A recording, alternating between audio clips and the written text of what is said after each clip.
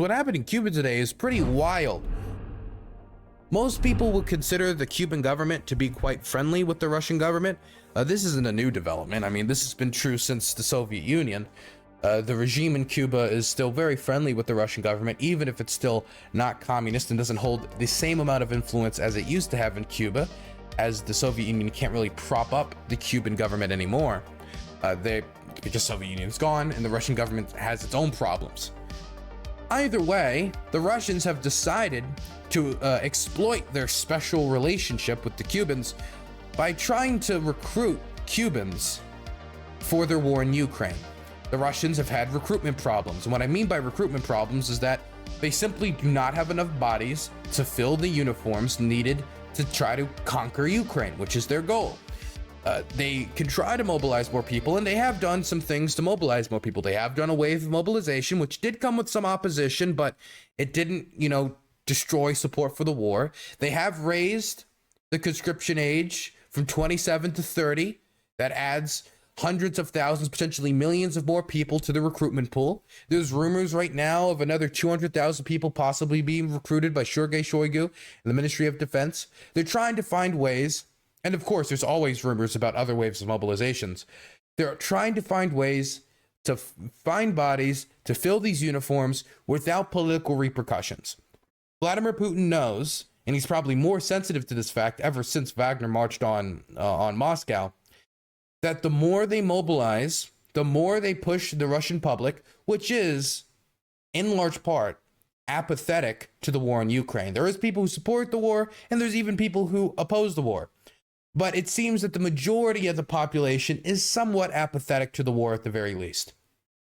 And if you push people who are apathetic to the war to put on a uniform and go march into oncoming machine gun fire, eventually, once enough people have fallen, they're going to reach a breaking point. Now, I'm not saying that to say that this war is going to end once enough Russians on the front line are killed and it pushes the Russian public to overthrow their government or to undercut support for the government. I'm not saying that. What I am saying, because it might be that the war ends a different way. Maybe, there's a big breakthrough on the front line and there's maneuvering and they take back Crimea. Who knows how this war is going to exactly end? I can't predict the future. What I can say, though, is that when it comes to the Russians, they're having a problem with recruitment, and so they're looking for foreign sources. This isn't the first time they've looked for foreign sources. They've looked for sources at other locations as well, whether that be trying to get their soldiers back from Syria to do fighting in Ukraine, whether that be recruiting Afghan fighters or fighters from anywhere around the world. They're trying to recruit to fill these bodies with as little political repercussions as possible. And mercenaries, soldiers of fortune, are not going to give you political repercussions. They might not be the most loyal to you because they don't serve the Russian government. These Cubans are not going to be fighting for Russian nationalism, but it comes with less political cost, even if it also probably comes with less loyalty. Let's read about the statement that Cuba put out in response, because they are not happy and they've accused the Russian government of human trafficking in order to recruit for the military. Let's read a statement by the Ministry of Foreign Affairs. And I don't want to undersell the fact that this is a statement from the Cuban government. This isn't a statement from some Cuban activist.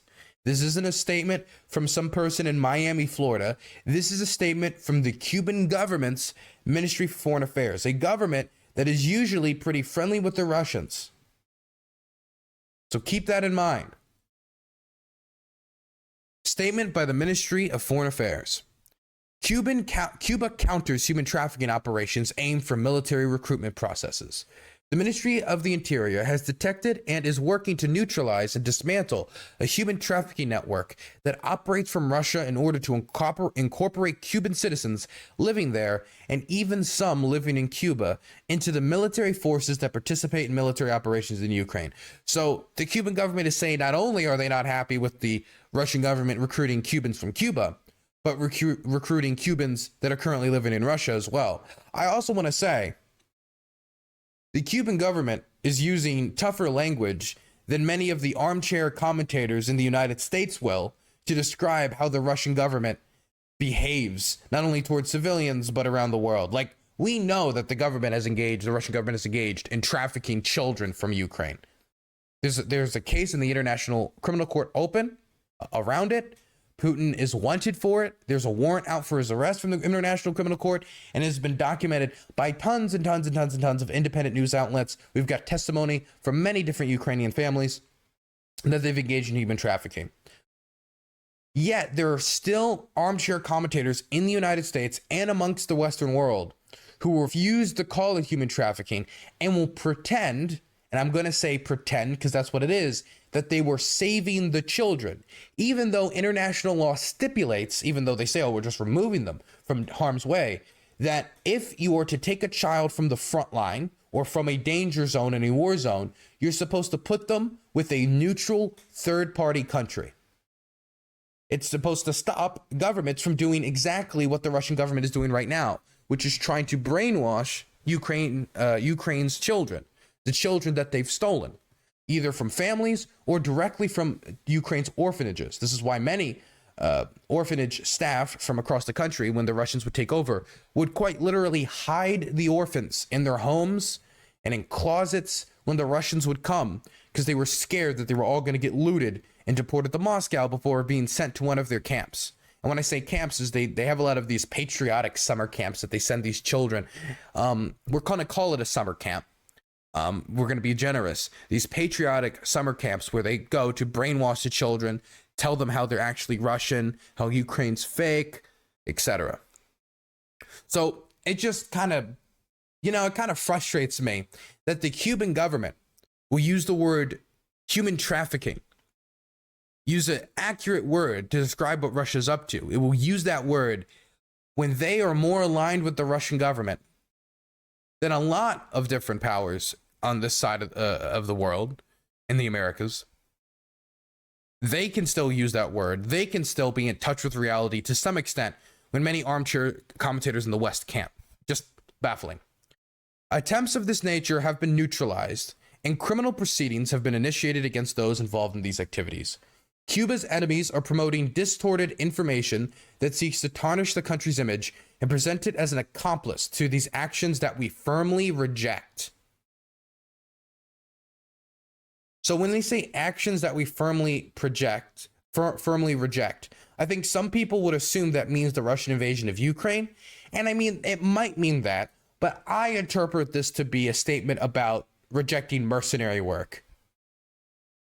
It would be kind of weird if the Cuban government, which largely bases its legitimacy off of overthrowing Batista and, keeping the American government at bay and liberation struggle, if they then participate in the conquering and colonization of another people through mercenary work. It'd be a little hard to shake that stigma.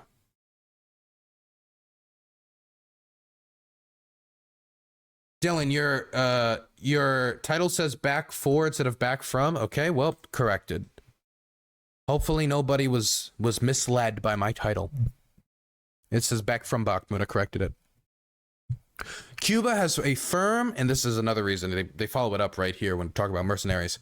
Cuba has a firm and clear historical position against mercenarism, and it plays an active role in the United Nations in rejection of the aforementioned practice, being the author of several of the initiatives approved in that form.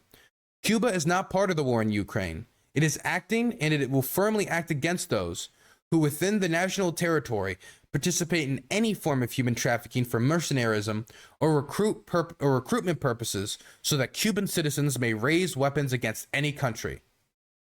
Havana, September 4th, 2023. Man, the Russian government has really been, I would say, angering at the very least many of its allies recently and making them rethink their relationship with Russia. Now, this is just a statement from the Cuban government. This doesn't come with like sanctions or anything, but this is very strong language from a nation towards another country that historically that they've been quite friendly with. At least this government has been. But this isn't the only person that only country that has a generally friendly relationship with Russia, that has strained its relationship through the war in Ukraine, even if not directly, even if not through direct opposition to the war, but through Russia kind of dragging them down with them, as is the case here. Another example I think I would make is Armenia, with the Armenian government meeting more and more with Western officials and talking about openly. I saw their prime minister said this yesterday, openly discussing the fact that the Russian government has failed to protect Armenia, as the Azerbaijani government, backed by Turkey, has violated their international recognized territory, while also claiming that they need to because Armenia is violating theirs in Nagorno-Karabakh. I mean, is it hypocritical? Absolutely. Do they care? Not at all. But the Russian government has not been there to keep the corridor between Nagorno-Karabakh and Armenia open. In fact, it almost feels like they're helping the Azerbaijanis enforce the blockade, which is leading to people in Nagorno-Karabakh, quite frankly, starving to death, if I'm being blunt with you. There are people who have starved to death in Nagorno-Karabakh. Extreme medicine shortages, extreme food shortages, food lines for what little remains. And the Russian government has been unable to stand with the Armenians against this. I mean, in one instance, they even had FSB agents fired upon by the Azerbaijani government, and they didn't do anything in response. Why is this? If you put all of your chips in one basket and you devote 95 to 96% of your military potential to fight a war in Ukraine, you probably can't risk another war spiraling out of control and getting involved in another war in Azerbaijan and Armenia. This is something I've talked about before, and this extends into this. And this is just one example of another example of the Russians dragging down their allies. If there is another security crisis, whether it be rebels in Kazakhstan or another Azerbaijani invasion of Armenia, or they try to take Nagorno-Karabakh, or who knows, maybe there's rebels in the Caucasus.